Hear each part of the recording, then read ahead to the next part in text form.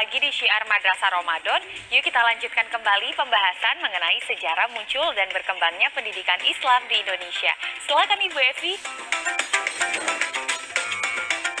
Baik adik-adik, berjumpa lagi dengan saya di sesi 2. Sesi 2 ini saya akan berbicara tentang sejarah pendidikan Islam di masa Indonesia setelah era 19. Sebelum saya menyampaikan materi, saya akan membacakan satu hadis terlebih dahulu terkait dengan ilmu pengetahuan. Pentingnya ilmu pengetahuan. Bismillahirrahmanirrahim. Man arada dunya fa'alaihi bil ilmi, wa man arada al-akhirah fa'alaihi bil ilmi, wa man aradahuma fa'alaihi bil ilmi. Rawahul Bukhari Muslim. Jadi barang siapa yang menghendaki kebaikan di dunia, maka dengan ilmu. Barang siapa menghendaki akhirat, maka dengan ilmu. Dan barang siapa menghendaki keduanya, maka juga dengan ilmu. Luar biasa kan ya? Oke, siap ya adik-adik ya? Jadi menuju murid-murid dari madrasah hebat dan bermartabat, tentunya juga kita harus berilmu.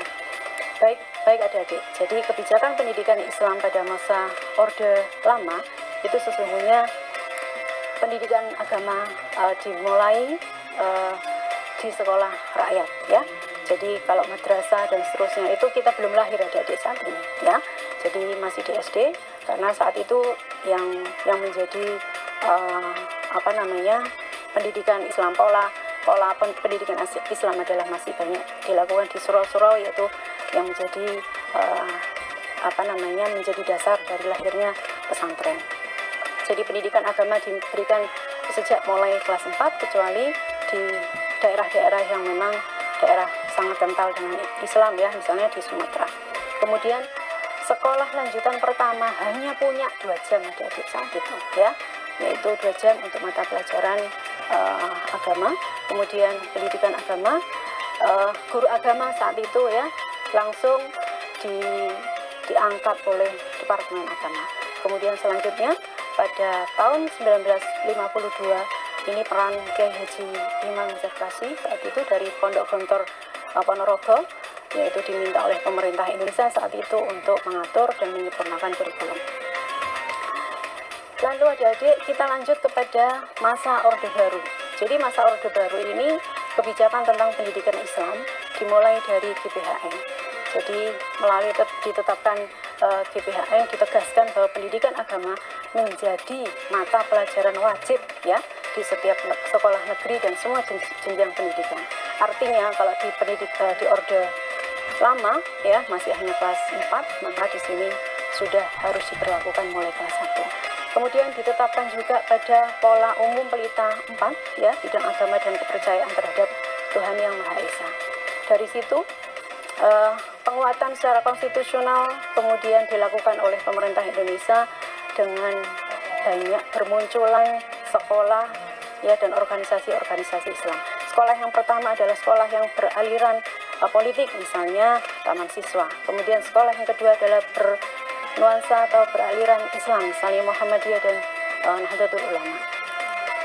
Kemudian berdiri juga organisasi-organisasi keagamaan yang di situ menjadi penggerak dari pendidikan itu sendiri. Misalnya Al-Jami'ah Al-Khairiyah, kemudian Muhammadiyah, Nahdlatul Ulama, kemudian Perserikatan Ulama dan Persatuan Islam atau disingkat Persis. Dan selanjutnya adalah di tahun berikutnya di tahun 1975 mulai muncul integrasi ya pendidikan Islam ke satu sistem pendidikan nasional ya yang merupakan surat keputusan bersama dari SKB 3 Menteri ya, yaitu Menteri Pendidikan dan Kebudayaan, Menteri Dalam Negeri dan Menteri Agama. Kemudian SKB tersebut akhirnya dilanjutkan sampai tahun 1984 semakin diperkuat dengan sekolah-sekolah umum sekolah-sekolah madrasah ini, sekolah-sekolah madrasah harus bisa berdampingan dengan sekolah-sekolah umum. Kemudian saat ini barusan juga kita tahu bersama bahwa melalui Perpres 87 tahun 2017 ya, pada era sekarang muncul namanya pendidikan karakter. Dan salah satu pendidikan karakter itu adalah religius, jujur, toleran, disiplin sampai tanggung jawab. Dan ini merupakan adalah tuntutan di pendidikan agama itu sendiri. Dan yang terakhir adalah Undang-Undang Nomor 18 Tahun 2019 tentang pesantren. Sudah tahu adik-adik undang-undangnya? Nah, ini adalah melindungi pesantren sebagai bagian dari lembaga informal di Indonesia. Demikian adik-adik ya, semoga apa yang sudah saya sampaikan bisa disarikan oleh adik-adik semua. Mengenang sejarah itu adalah menjadi penting, menjadi uswatun hasanah untuk kita, agar kita bisa menjadi insan, menjadi generasi yang luar biasa.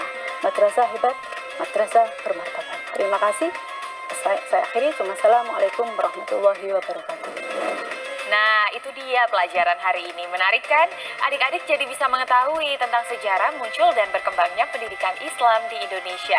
Dan pertanyaan kuis untuk hari ini adalah 1. Apa nama partai politik Islam terbesar di Indonesia yang berdiri pada masa penjajahan Jepang? A. Masyumi, B. Peta, C. Putera. Kita ke pertanyaan kedua ya. Kapan pendidikan Islam mulai masuk ke Indonesia? A. Sebelum era 19, B. Pertengahan era 19, C. Akhir era 19. Kirimkan jawabannya melalui akun Instagram @metrotv di postingan banner tema hari ini. Dan tuliskan jawabannya di kolom komentar. Jawabannya akan dibacakan pada episode berikutnya. Tentu jawabannya akan kita tunggu hari ini sampai dengan pukul 20.